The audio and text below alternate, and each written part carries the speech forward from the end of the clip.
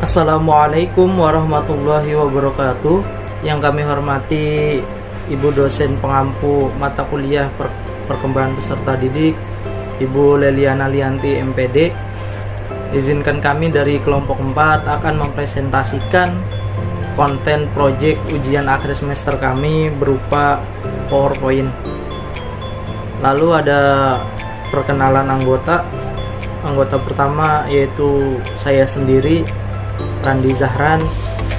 Lalu ada teman saya Muhammad Ihsan. Lalu ada teman saya juga Hansa Ismi.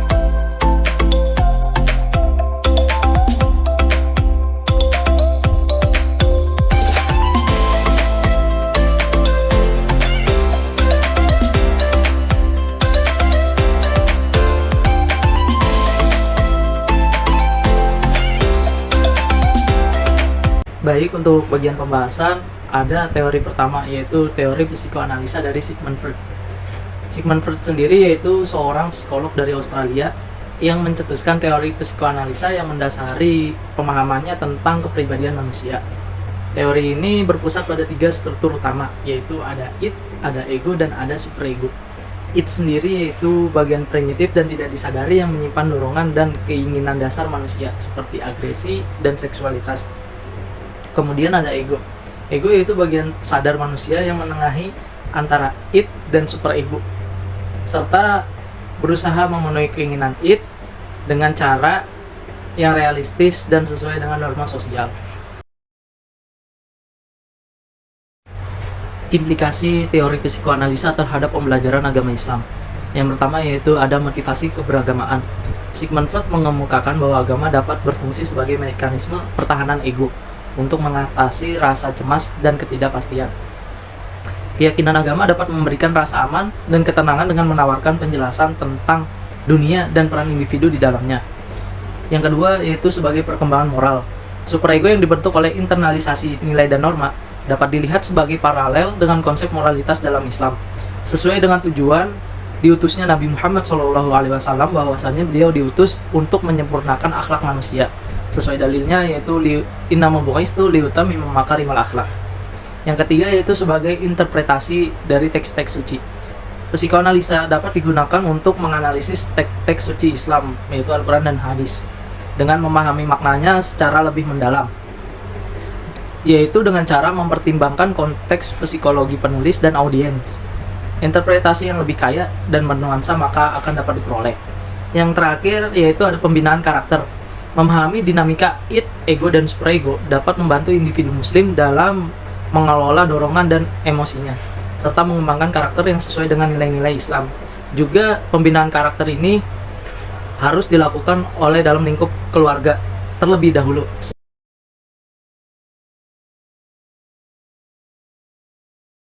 Baik, yang kedua adalah teori psikososial dari Erik Erikson. Teori psikososial ini adalah teori yang membahas tentang perkembangan individu yang dipengaruhi oleh interaksi sosial dengan individu lain. Dalam hal ini, perkembangan psikososial juga dimaknai sebagai proses belajar bagi individu untuk menyesuaikan diri dengan norma-norma dan aturan yang ada di lingkungannya. Nah, menurut Erikson, kepribadian dan keterampilan sosial setiap individu ini terbagi menjadi 8. Namun, kami di sini hanya meringkasnya menjadi 3 tahap. Yang pertama adalah tahap trust versus mistrust, yaitu tahap yang dialami bayi sejak lahir sampai usianya 18 bulan. Usia ini merupakan usia ketika anak sangat tergantung pada pengasuhnya. Dalam hal ini adalah ibu ataupun orang yang mengasuhnya. Nah, dalam pendidikan Islam, kita mengenal istilah Al-Ummu Madrasatul Ula, yang artinya ibu adalah madrasah pertama bagi anaknya. Ibu menjadi orang pertama yang menemani, memberikan kasih sayang, memberikan kehangatan, dan memberikan pengajaran serta membangun pondasi hubungan baik kepada anaknya. Nah, ketika anak mendapatkan kehangatan, respon yang tepat, serta hubungan yang stabil oleh ibu atau pengasuhnya, maka otomatis dia akan merasa percaya diri dan membangun kepercayaan terhadap dirinya. Nah, inilah yang disebut dengan trust. Namun sebaliknya, ketika pada tahap ini anak tidak mendapatkan kasih sayang, kurangnya kehangatan, ataupun hubungan yang tidak stabil, maka anak akan tumbuh menjadi orang yang tidak percaya diri, tidak percaya kepada dunia, Teori ini memberikan pengaruh besar terutama untuk kita para calon pendidik agama Islam bahwa pendidikan atau kasih sayang sejak dini sangat perlu dilakukan agar membentuk kepribadian anak yang percaya diri dan dapat dipercaya oleh dunia. Dan yang kedua adalah tahap identity versus confusion. Tahap ini dialami individu sejak umur 13 hingga 21 tahun. Tahap ini merupakan fase di mana remaja mulai mempertanyakan tentang jati dirinya, tujuan hidup, dan bereksplorasi akan hal-hal semacam itu. Dalam pendidikan Islam, individu yang mencapai usia akil baligh berarti ia sudah terikat oleh kewajiban agama yang disebut sebagai mukallaf. Nah, dengan kata lain, individu yang sudah mukallaf berarti sudah memiliki tanggung jawab yang sama seperti orang dewasa, yaitu harus menjalankan perintah Tuhannya dan menjauhi larangan Tuhannya. Berkaitan dengan identitas, dalam Al-Quran juga banyak dikisahkan sosok-sosok remaja yang tidak mampu menemukan identitasnya maupun yang mampu menemukan identitasnya. Seperti misalnya pemuda Ashabul Kahfi atau penghuni gua yang mempunyai keimanan yang tinggi sehingga mereka tetap tangguh mempertahankan keyakinan kepada Tuhannya walaupun taruhannya adalah nyawa mereka sendiri. Nah, ini dikisahkan di surat Al-Kahfi ayat 10. Sebaliknya, sosok remaja yang mengalami kebingungan serta tidak tahu identitasnya digambarkan juga dalam Al-Quran seperti remaja Kan'an yang tidak mengikuti ajakan sang ayah untuk mempunyai keyakinan yang sama. Nah, itu ada di surah Hud ayat 42.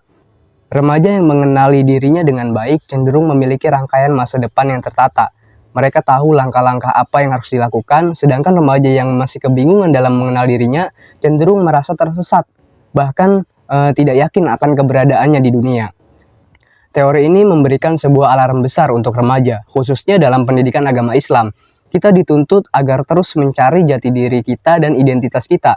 Ada sebuah pepatah yang mengatakan, kenali dirimu, maka engkau akan mengenali Tuhanmu. Dan yang ketiga adalah tahap generativity versus stagnation. Tahapan ini dialami individu dari umur 40 hingga 65 tahun. Titik penting pada tahapan yang satu ini adalah bagaimana individu berkontribusi untuk masyarakat dan generasi penerusnya.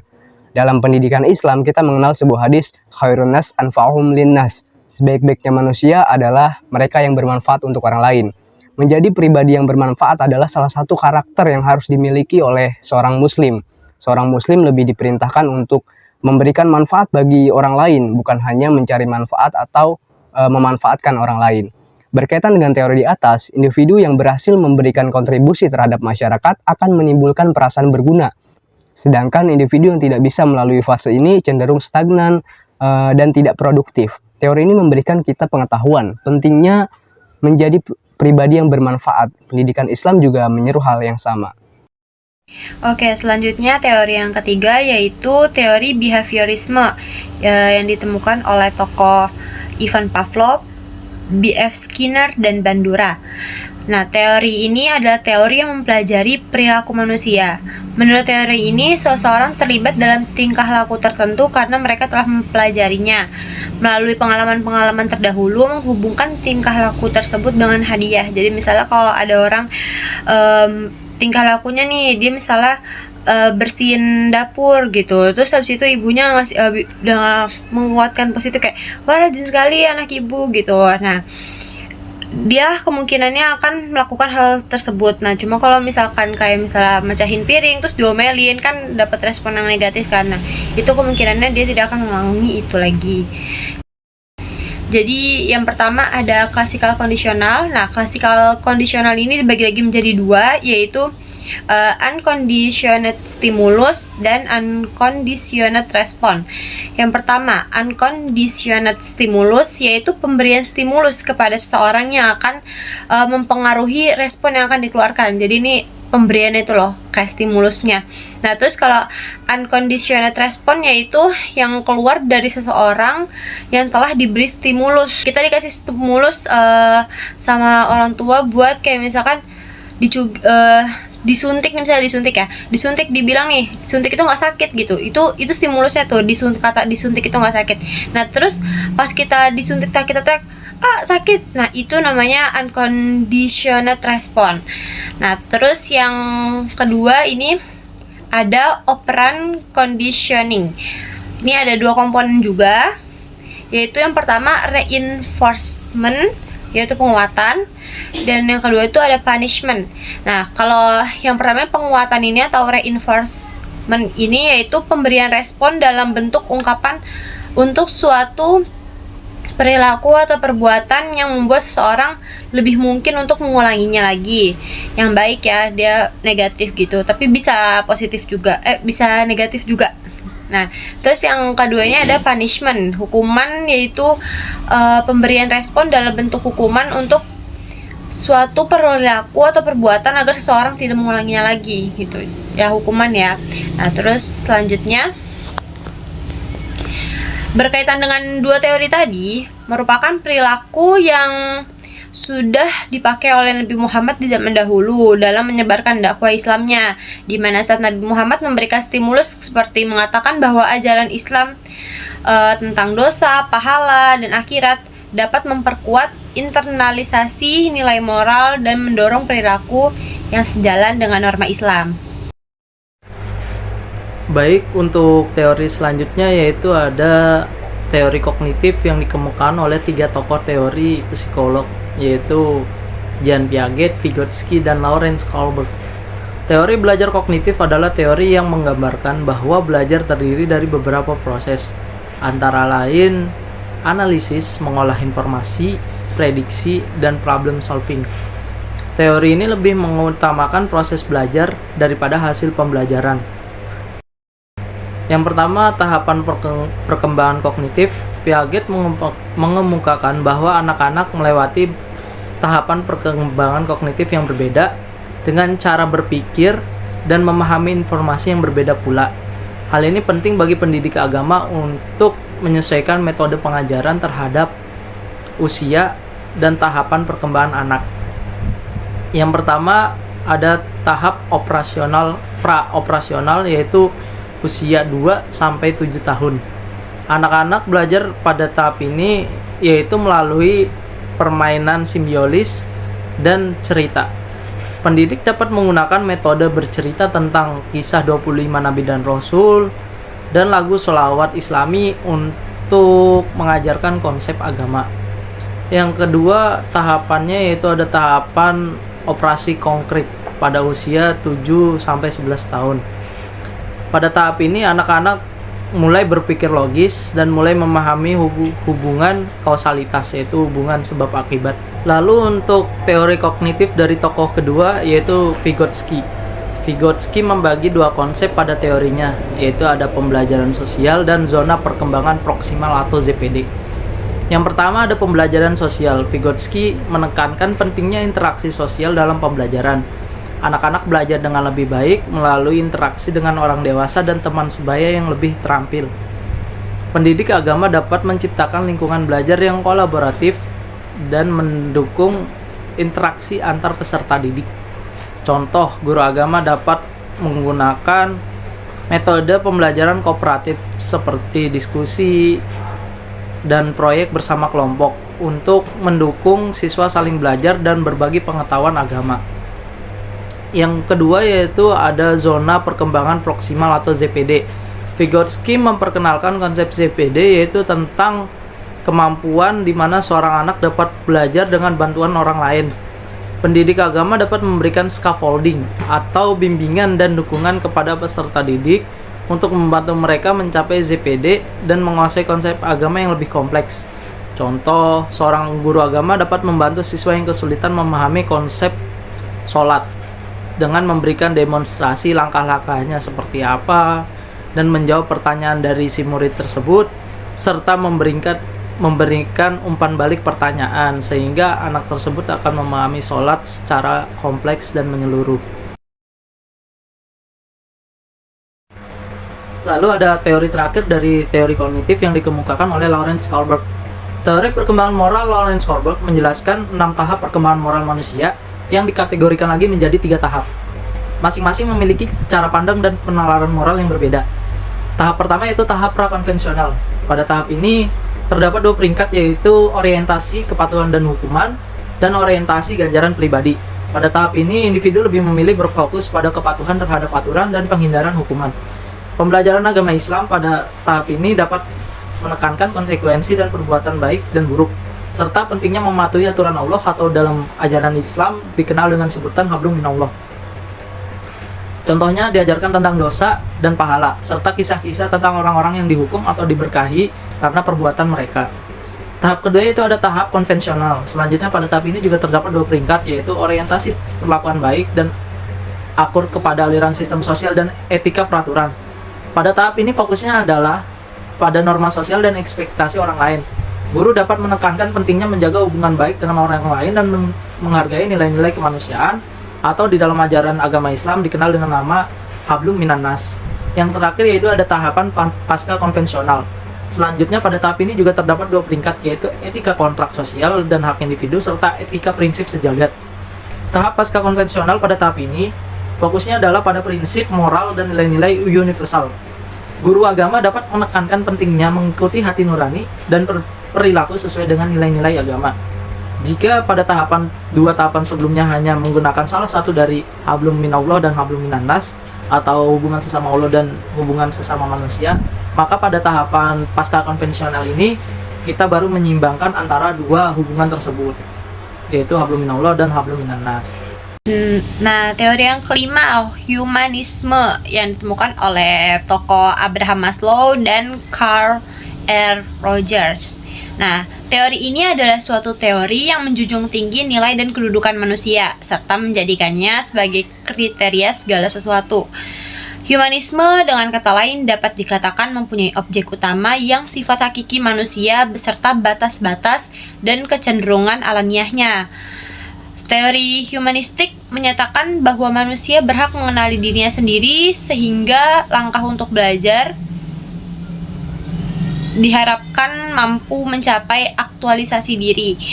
Penganut teori humanistik beranggapan bahwa proses belajar mereka itu dinilai lebih penting daripada hasil belajar itu sendiri. Oke. Selanjutnya nih,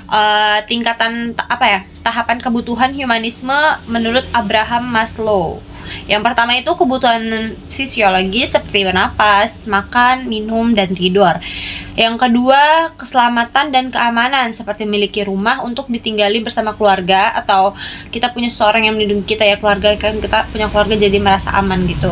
Terus yang ketiga, cinta dan sosial seperti rasa ingin dekat dan disayang oleh keluarga, dan juga ingin menjadi bagian dari suatu kelompok. Nah, terus yang keempat ini selanjutnya, mencari harga diri seperti ingin dihormati orang lain dan rasa ingin menjadi yang paling unggul dari yang lain. Itu kayak misalnya kita di kelas nih pengen dianggap sama guru kalau kita itu ada dengan cara kayak kita bisa jawab pertanyaan-pertanyaan yang guru kasih gitu. Terus yang kelima itu aktualisasi diri, yaitu membuat kepuasan tersendiri kepada diri kita sendiri. Ya seperti itulah puncaknya itu kita gitu. Nah, selanjutnya teori humanisme menurut Carl Rogers.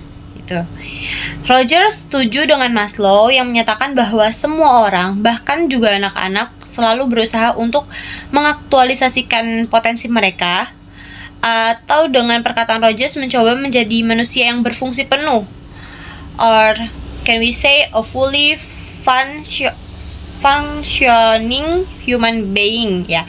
Rogers dalam Aswin 1984. Ya, Rogers percaya bahwa setiap manusia mempunyai ideal self atau jati diri yang ideal, yaitu keinginan diri untuk menjadi seseorang yang sesuai dengan harapan ideal dirinya sendiri. Rogers percaya bahwa dalam proses menjadi orang yang berfungsi penuh diperlukan panduan dari orang-orang yang penting di dalam hidup kita, yaitu orang-orang yang digolongkan sebagai significant others seperti orang tua dan sahabat kita, yaitu orang-orang yang merawat kita dan mencintai kita, menerima serta menghargai kita apapun yang kita perbuat gitu. Nah, terus ini humanisme Abraham Maslow dan Carl R. Rogers, ya. Teori humanistik berfokus pada pengembangan potensi manusia dan juga meningkatkan kesadaran diri. Ajaran Islam juga menekankan pentingnya pengembangan potensi manusia, seperti dalam Al-Quran yang menjelaskan bahwa manusia diciptakan untuk beribadah kepada Allah dan menjadi khalifah di bumi. Dalam konteks pendidikan, teori humanistik dan ajaran Islam berfokus pada meningkatkan kesadaran diri dan potensi manusia agar mereka dapat menjadi manusia yang kreatif, mandiri, dan beriman. Selain itu, teori humanistik juga berfokus pada pengembangan karakter, seperti keberanian, kebebasan, dan tanggung jawab. Ajaran Islam juga menekankan pentingnya pengembangan karakter, seperti dalam Al-Quran yang menjelaskan bahwa manusia harus memiliki kesadaran diri dan tanggung jawab dalam berbagai aspek kehidupan. Dalam konteks pendidikan, teori humanistik dan ajaran Islam berfokus pada pengembangan karakter yang positif dan beriman. Oke, yang terakhir adalah teori ekologi dari Yuri Bronfenbrenner. Teori ekologi merupakan sebuah teori yang menekankan pada pengaruh lingkungan dalam perkembangan setiap individu, di mana perkembangan peserta didik merupakan hasil dari interaksi antara alam sekitar dengan peserta didik tersebut. Dalam konteks ini, interaksi antara peserta didik dengan lingkungan sekitar dinilai secara signifikan dapat mempengaruhi proses pertumbuhan dan perkembangannya. Pendekatan teori ini terbagi menjadi 5. Yang pertama adalah mikrosistem, di mana ia mengkaji setting di mana individu hidup. Yang kedua, mesosistem, mengkaji interaksi antara faktor-faktor dalam sistem mikro yang meliputi hubungan antara beberapa mikrosistem atau beberapa konteks. Dan yang ketiga, ekosistem, mengkaji pengalaman-pengalaman dalam setting sosial lain di mana anak tidak memiliki peran yang aktif tapi berefek pada perkembangan karakternya. Yang keempat, makrosistem, kajian tentang peran kebudayaan dalam pendidikan karakter. Dan yang terakhir, kronosistem, yaitu meliputi kajian terkait pemualan peristiwa-peristiwa sepanjang rangkaian. Nah, pendidikan Islam sebagai bagian integral dari keseluruhan tatanan sistem pendidikan nasional harus dikembangkan dan dilaksanakan secara sistematik dan holistik melalui 3 pilar utama pelaksanaan pendidikan. Yang pertama adalah satuan pendidikan, keluarga, dan masyarakat. Hal ini juga konsisten dengan konsep tanggung jawab pendidikan nasional yang berada pada sekolah, keluarga, dan masyarakat. Dalam konteks ini, sekolah sebagai penyelenggara pendidikan yang sistematis merupakan salah satu faktor utama bagi keberlangsungan penanaman karakter dan habit peserta didik yang sesuai dengan nilai-nilai agama. Intinya, sekolah harus mampu menciptakan lingkungan kegiatan terpadu yang dapat menstimulasi perkembangan anak, seperti lingkungan yang ramah anak, kegiatan edukasi yang menekankan pada pembentukan life skill, pengondisian gerakan lingkungan positif di sekolah, serta pengondisian setting real life education dalam mengintegrasikan nilai-nilai pendidikan agama Islam. Berdasarkan analisis yang telah kami lakukan, ke-6 teori yang telah kami pelajari ternyata memiliki implikasi atau pengaruh terhadap pembelajaran agama Islam, dan setiap teori juga memiliki ciri khas tersendiri. Sekian dari presentasi kelompok kami, kurang dan lebihnya mohon maaf. Assalamualaikum warahmatullahi wabarakatuh.